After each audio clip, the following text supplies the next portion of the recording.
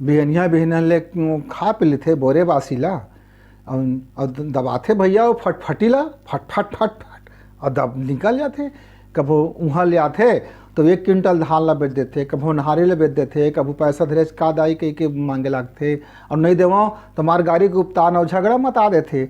और का वो भैया खेलत रहते गा उनगा इस का खेलते कथे मैं एकदम लखपति बन जहाँ तोर से कई गुना कमा दे हूँ, तोर से अतका कमा दे हूँ, तय जीवन में का कमाए तय गंवारी कर दे अपन जीवन में। हाँ रे बाबू हमन पढ़े रहे का वही 10वीं 12वीं अपन पढ़ाई समय ले तो हम मन ठीक से नहीं पढ़ पाए ना, तो अब घर के खेती काला करेंगा।